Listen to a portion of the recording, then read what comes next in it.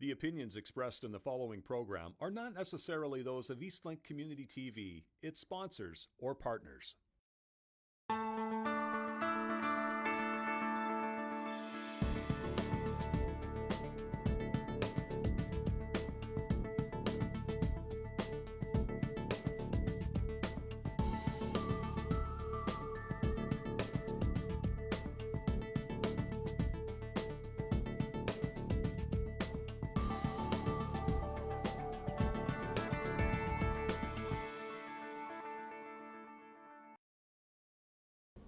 Thank you, Wendy. And thank you to all of the organizers and for everybody for showing up. I did a dry run on this last night and I got it to exactly an hour. And I've been told now we have 42 minutes. So, the important thing here today is that this is not a talk about technology, about configurations, about any of the malware and those types of things. This is a talk about leadership. This is a talk about how we can learn as business people, leading organizations, how to build more resiliency into our organizations through some lessons that we've learned in our time managing technology. So the first question here is have you ever thought about what your worst day in business would be? As she mentioned, I've been involved in this business for basically my entire working life. And for a long, long time, I personally couldn't enjoy vacations because I was worried that something was going to go wrong. I didn't know what would go wrong, but I knew that from the nature of my industry and the work that we do, that if it went wrong, it could go wrong in a really big way. And so I traveled with my laptop. I would check in whenever I was away, trying to give myself some semblance of control over what was happening in the organization. There's a couple things I'm going to come back to throughout today's discussion. You can't outsource accountability. You can't improvise governance, and you can't meet your crisis team in the middle of an incident. These are things that you have to build into your organizations ahead of time. So we're going to talk a little bit about a case study. We're going to talk about specifically July 2nd, 2021. For those of you who don't have the calendar memorized, this was a Friday. So it's that weird Friday in between Canada Day, when everybody's like, I don't know, is it a work day? Is it not a work day? The sun is shining, it's beautiful outside. And for me, that day, I remember I was working from home. It was pandemic, so we were all working from home. And I was getting caught up on some things and just getting ready for the weekend. Now, this day will forever be etched in my mind because of what happened next. So these are actual messages out of our Microsoft Teams. 10:35 a.m. Is something happening with Sophos? For those of you who don't know, Sophos is a cybersecurity solutions firm. We use it to secure our business and those of our clients. Also 10:35. I can't open Outlook or Firefox. 10:37 a.m. A lot of time has passed. We have 8 callers in the queue. Now for us, our business, we don't use the phone that much. We tend to email and tickets and that kind of stuff. A busy day, we have 3 callers at a time in the queue. We have 8. We then get an alert from Sophos that says, hey, we've detected what looks like some ransomware, some encryption activity. 10:39. Hey, let's get in touch with Sophos. Let's find out what's going on. 10:40. We have 14 callers in the queue. Let's all get in there. We need to figure out what's going on. 10:46. We have a client. They run a healthcare clinic. They're unable to get into their medical system. They cannot see patients. 10:56. We have basically gotten to the point in this process where we've spoken with Sophos. They're like, yeah, you know what? This is weird because Sophos has detected that Microsoft Defender is acting maliciously, and Sophos has blocked Microsoft. So by all accounts, what we know at this point is that there's something going on between these two, security superpowers that are interrupting us and our clients. 11:02 a.m., we say, all right, we need to get our leadership team together in the office, and let's get there. Now, what ended up, coming from this is a gentleman who was acting on behalf of what was called the Revil ransomware group executed what is now known as one of the largest ransomware cyber attacks in history. What he did was he found a flaw in a piece of software that IT companies and IT departments around the world use. And this was what was called a zero-day vulnerability, meaning it has been known about for 0 days, meaning nobody has had a chance to investigate it, come up with a solution for it. And he was able to use this to push ransomware out through this software. Around the world, 30,000 organizations like ours were impacted either directly or indirectly. Millions of users and tens of thousands of businesses lost access to their IT provider in terms of monitoring, support, and all those types of things.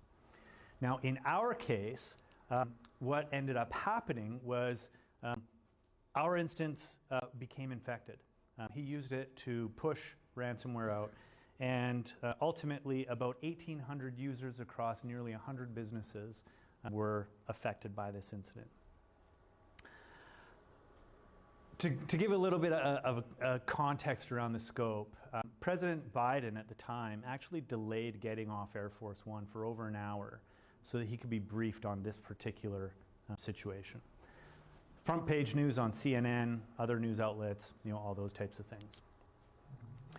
So we talk about this. You can't outsource accountability, you can't improvise governance and leadership, and you can't meet your crisis team. So today we're going to talk about some critical leadership lessons that we uncovered as we went through this, talking about how we responded in the first 90 minutes, leadership's role in controlling the narrative around these things, stress and uncertainty. I know a little bit about that now that I maybe didn't have as much then. We're going to talk a little bit about cash flow, because believe it or not, this is a really important topic to deal with when you're going through a crisis. And how you can work with your team to build organizational resiliency so that when something like this happens, you have a plan in place. So we're going to go back to this timeline really quick. And I told you today is not a technical talk. So if we go out forward-looking, by July 5th, which was the Monday, we had already identified the source of the problem, the scope of the damage, tested recovery steps, and we're actively at our client sites helping them to restore operations. It wasn't pretty, it wasn't clean, but they were getting back in business. July 16th, I remember it very clearly, 5 p.m. It's a Friday again. It was the first time we left the office, before midnight, basically. And the short story of everything that occurred after this is that we didn't lose a single client through this incident. Not a single client paid or thought of paying the ransom. And if we went another 2 years out afterwards, we didn't have a single statement of claim filed against us in terms of impact or loss or damages to any of our clients' businesses. And this is, I believe, a result of the work that we did to the left of the incident timeline here. So for those of you who need a quick refresher, my name is Jesse Hill. I'm the president of Tier 3 IT Solutions. As Wendy said, yes, I've been doing this a long, long time. What I see as my strengths is, creative problem solver, innovative thinker. I like to bring people together and, chart a course and figure out how to solve big problems. We see a bunch of this other stuff that I've already talked about on here. I'll put this one up at the end. I do want to connect with you guys, so if you want to pull your phone out afterwards or come grab a business card, we can connect, and I'd like to get your feedback afterwards. So, lies that we tell ourselves about our businesses or our organizations. We hear things all the time, and often I get this when I'm meeting with prospective clients, and we're talking about the state of their, preparedness and where we think they should be. And we hear things like, well, we're not big enough. We know kind of what our risks are, and we have other plans for it. It's not going to happen to us. Probably the biggest one, and a problem that we have, is that a lot of organizations think that IT will solve it. And I can tell you, as the leader of an IT organization, like, we had technical problems that we had to solve during this, but the outcome, no one paid a ransom, no statement of claim, those things, that's like 90% leadership and business operations and 10% IT. And these types of incidents, as our world becomes more and more connected, they're getting bigger, they're spreading faster. And the challenge that we have as business leaders is that, if we have this like castle that we're trying to protect, our businesses, our organizations, we have to get it right every time, every day. The bad guys have to get in once, right? They just have to get a foothold in our organizations before they can start to move laterally and start to cause bigger problems for us, our staff, our vendors, all of those types of things. So we got a couple boxing quotes here. One of my favorites, of course, the late, great Muhammad Ali. The fight is won or lost far away from witnesses, behind the lines, in the gym, and out there on the road, long before I dance under those lights. So what he's really saying is that the result in the ring, it isn't about the time in the ring. It's about the time in the gym. It's about all of the practice. It's about all of the drills. It's about, the discipline and the structure that he has built around how he prepares for these fights. So we think about, maybe a school. We run fire drills in schools. Why? Because we know that kids lose their minds and get hurt and lost, or worse, if the very first time they ever hear a fire drill, the hallway is full of smoke. We have safety meetings so that we can talk about, what are the perceived risks? How are we mitigating this risk? What do we do if something were to happen? And we learn from those. We have plans and we have policies. And the truth is that most organizations have never practiced or have any idea how they would handle a cyber incident. And I find this, obviously shocking, because of the industry that I'm in, but I totally understand. It's complicated. Not a lot of people think that they can practice this, and so they assume that IT is going to handle it, or that our insurance will kick in and cover whatever we have for problems.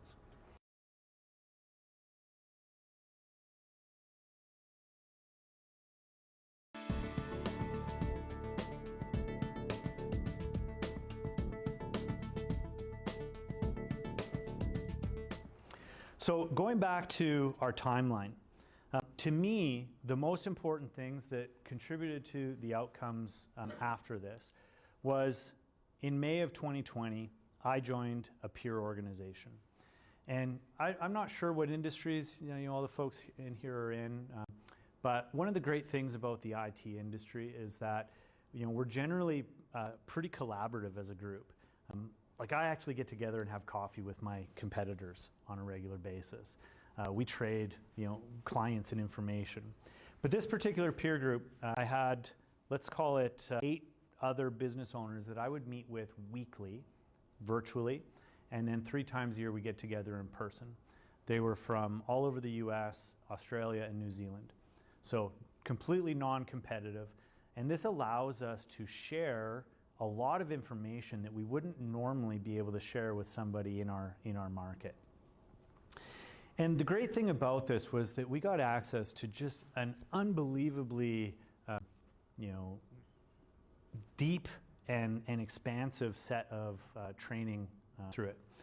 And so we built out this big spreadsheet of, what are the courses, how long is the video, which people in our organization need to complete each of these trainings, because we were really looking to level up our business from an operations perspective. And as we worked our way through, all of these videos, we got to October of 2020, and there was a video, an incident response simulation. And we said, okay, we need to do this. So let's, we brought our senior folks on our team together, locked them in a boardroom, and hit play. This is October of 2020. And I will never forget the way that this video starts. Because he says, imagine this. It's the Friday of the Independence Day long weekend. It's a US video. Your lead engineer is completely off the grid fishing. All of a sudden, your help desk gets a call. Somebody's reporting weird behavior on their computer and a message asking for a ransom, and then another, and then another. And as crazy as it all worked out to be, we had lived the exact incident that we were going to experience 8 months later. And what we did that day in October of 2020 was we played the video, and then we allowed a certain amount of it to go through until we thought there was a discussion or a takeaway or a lesson, and we would pause it. And we just had a Word document, and we started typing out lists of deficiencies and risks and things that we need to do. And we left that day with a framework or a starting point of what we needed to do to help to build the resiliency within our organization. This triggered so many changes in our business. We became, I would say, much more consistent and diligent in our technical execution. You probably wouldn't know, but managing technology across 100 businesses is not easy. And there's only about 8 million things that you need to pay attention to that change every minute of every day. Well, we got a lot more disciplined about how we did that. I always used to renew our cyber insurance around Christmas, and it always drove me crazy because it's always a crunch to get it done. And I remember for 5 years before this, every year I'd get my policy and I'd call my broker, and she was a nice lady. She'd answer the phone. She'd say, I know, I'm so sorry. It went up, 8% or whatever. And every year for 5 years, and I'm not making this up, I would say, are you charging me enough? I don't think you understand the risk that you're insuring here. And so one of our items we came up with out of that simulation, we needed to get a better insurance company, a better carrier. And so we changed providers. And when I got my new policy, I read it. How many people have read their cyber insurance policy? I highly suggest it because it changed my life. The reason it changed my life is I got to a page where they had this list of approved vendors, which were professionals who had dealt with cyber incidents before. One of them in particular was something called Breach Counsel, which I had absolutely no idea what that was, but it's basically a lawyer who specializes in managing cyber incident claims. So in April of 2021, I called a bunch of them, and I interviewed them, and I put one on retainer. He was the first call I made on July 2nd. And I remember him telling me it was going to be okay, and I did not believe him. But he'd been through it a bunch of times before. So it's better to be a warrior in a garden than a gardener in the war. We need to prepare ourselves because the stress of an incident is real. And it's not just the stress on us as business owners, it's stress on our families, on our staff, on their families, on our staff, on their families. In my case, we had 100 businesses with thousands of users who were not working until we solved this problem for them. That would be like if, pick a small airline or something went offline. So not everyone can handle dealing with these types of incidents and this type of stress. You know the best time to figure that out? Before the incident, right? You may, as an organization, decide that you actually need to have a chief incident response officer, and that might be a full-time internal role. It might be something externally, but ultimately, you want to know this ahead of time. After all of this happened, I remember reaching out to other providers who were impacted in the same way that we were. And there was one particular gentleman down in Indianapolis that I talked to who couldn't handle the stress. And so when all of this happened on July 2nd, he turned his phone off. He gave it to his office manager, and he went home. He said, I can't handle this. You need to deal with it. He went home and smartly took all of his guns and gave them to his neighbor, because he's like, I don't know what I would do if the stress got to me. And then he did nothing. Now, of course, in the States, they took the Monday off as a holiday, so he didn't touch a single thing until Tuesday. We worked all weekend, Saturday, Sunday, Monday. We were recovering clients by then. And he changed his voicemail so that as his clients called in, they got a message that said, sorry this happened. We can't do anything about it. Bring your computers in. We will erase everything and start from scratch. He had absolutely no discipline, no structure, had never practiced this before. So he was a gardener who was thrust into a war.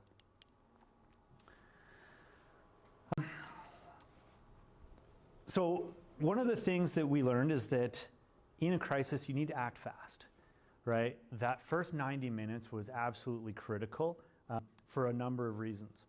First thing was that we were able to get our team together. We were able to give them some messaging around what we knew and what our next step was going to be.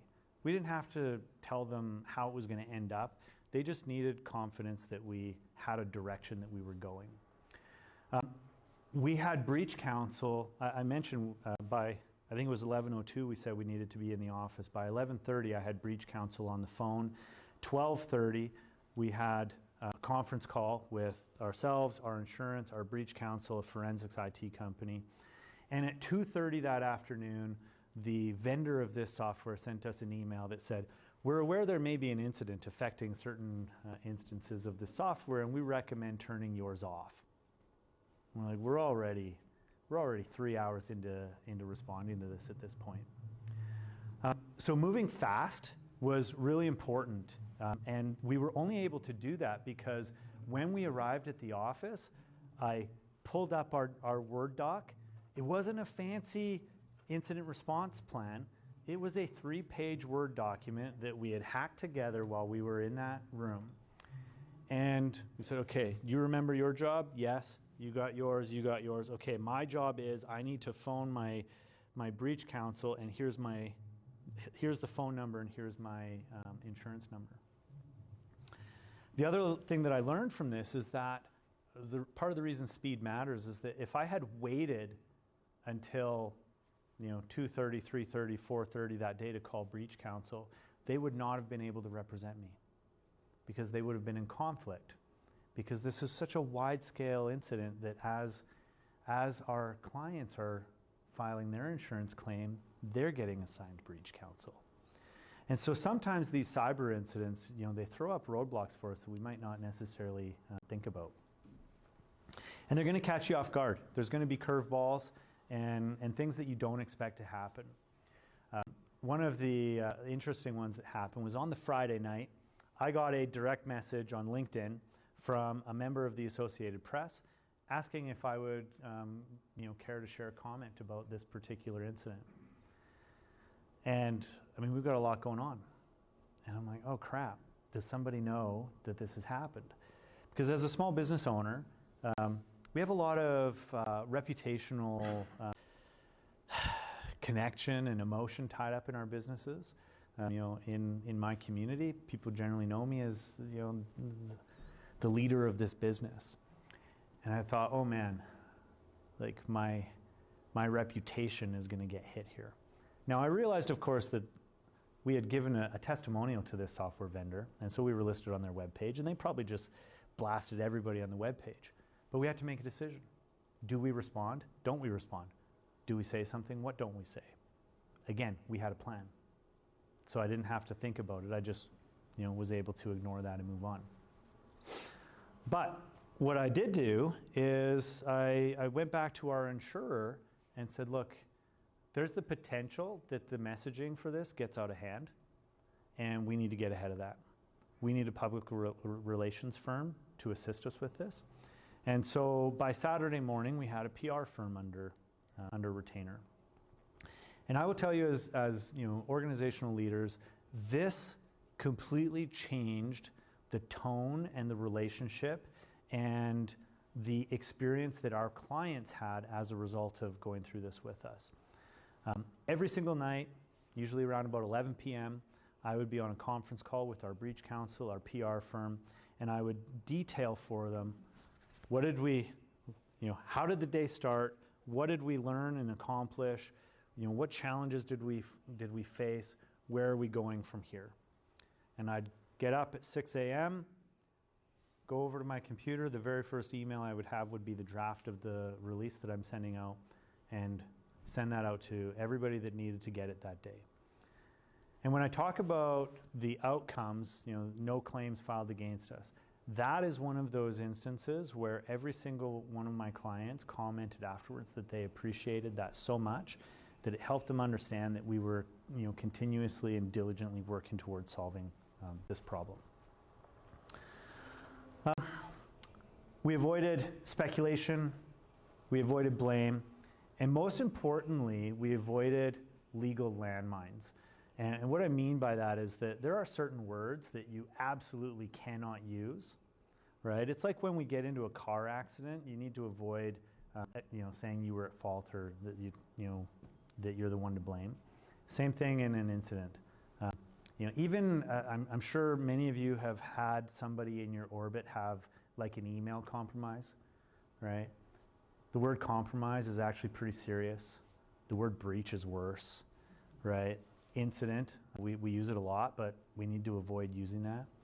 And so as leadership teams, we need to make sure, again, ahead of time that we have some communication guidelines so that our team understands what they're allowed to say, that our messaging is planned and predictable in advance.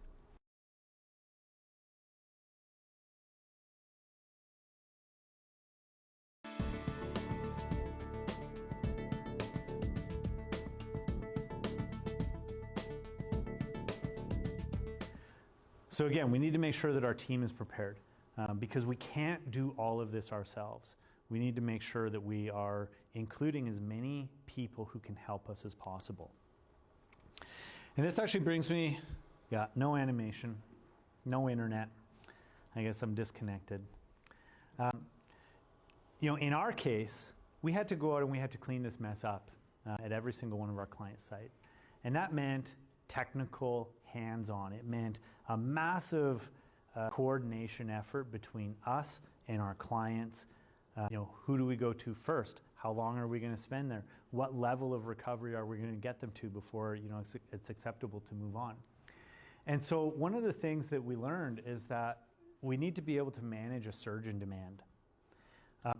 In your organizations, think about it. Just because your computers are unavailable doesn't mean your clients stop calling you. It doesn't mean that your vendors stop asking you to pay their bills. It doesn't mean that your staff, stop wanting to get paid. We have to be able to manage all of that stuff and whatever, happens alongside that. So what I learned here is that there are people that are willing to help if you have relationships and you're willing to ask. In my case, I go back to that peer group. On the Saturday, I sent a message to my peer group. I said, hey guys, I need everybody's help. Can we have a meeting on Sunday morning? So Sunday morning, 9 a.m., I'm running a conference call with people from all over the world, letting them know about what's happening, asking them for help. How are we going to get them access? How are we going to limit that so that we're not creating other potential problems? Making sure that we have non-disclosure agreements and all of those types of things in place. And so, again, we wouldn't be able to do this if we were meeting them for the first time that day, right? We had to have a crisis team already in place so that we could call them and direct them rather than vetting them in the midst of the chaos.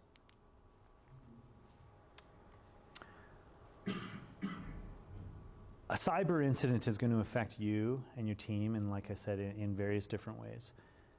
This is an incredibly stressful situation as an organizational leader to deal with. I personally could not eat food for 4 days. I lost 10 pounds by the Monday. And I remember sitting across from my daughters and them asking me, at breakfast, I tried to make sure I always had breakfast at home, and they'd, "Daddy, aren't you hungry?" I'm like, "Yeah, I'm starving." But like the chewing and swallowing, I couldn't do it. And this emotional stress that I was dealing with, was significant. But, we had members of our team that, they're wondering, how's this going to affect their family, their livelihood? We had, like I said, clients and them that were, probably going through similar stresses. At the end of it, I think everybody came out of it okay. We did have one member of our team who, the next year parted ways with us and said that this was a little too much. So we need to be thinking about, again, going into it, how are we preparing our team? What kind of resources do they have available to them in terms of mental health supports? How are we building resiliency within them as individuals and as a group? Because you have to protect your people. Not everybody that is on our team was in that session in October, right? I mean, it's hard to do it with everybody, with frontline staff. So for some of them, it was the first time that they were hearing about some of these things. So your team needs that support. The other thing is that we need to remember that they are people. Again, going back to that simulation that we ran in October of 2020, I remember so clearly them saying, you need sleep. And on our very first night of the incident, that Friday night, I remember being there at 11:30 p.m. with my senior team working through things, and we just looked at each other and went, you know what? You guys need to sleep. Like, we need to fight this fight again tomorrow. So you get 6 hours until you have to be back here. I'm sure you'll go home and just instantly fall asleep. But no, I mean, we had to give people that. And I remember we had clients who actually were sending us food that I was like, oh my gosh, I mean, I feel like we've ruined your world, and here you are supporting us. It really meant a lot. So how are you going to manage, all of these competing priorities when you're in the middle of an incident? One of the lies that we hear people say is, oh, we've got insurance. Insurance will cover this. It might. Now, I want you to understand that the reason I recommend you read your insurance policy is because your insurance policy tells you all the reasons they're not going to pay your claim. I had an amazing experience with our insurer because I switched and I paid a whole lot more. And we read the policy, we made sure that we were all aligned with it. But here's what I didn't know about our policy. It's a reimbursement policy, which means I'm in the middle of the single greatest crisis, both personally and organizationally, I've ever faced, and I have to pay out of pocket for every single expense that we are incurring. Now, Sophos, I mentioned, our security partner, they have a team that you can hire to come in and help you respond to these things. It is a 6-figure engagement. We had overtime. We had, rent, utilities, vendors. We had, as I mentioned, third-party outside consultants. We had to pay all of that out of pocket and then submit a claim when the smoke cleared to be reimbursed. Now, again, in our story, the good news is we came out whole. We did not charge a single client a dime for any of the recovery work. Just morally, I didn't understand how that made sense to do that. But anyways, so you need to be able to float your company when you're responding to these things. So when you're getting in with your incident response planning, you need to make sure that you have a financial plan, that you have backing, that you have resources, that you have options and alternatives. Because the truth is that if you call up your bank and ask for a loan when the walls are collapsing, they might not be real keen on helping you with that.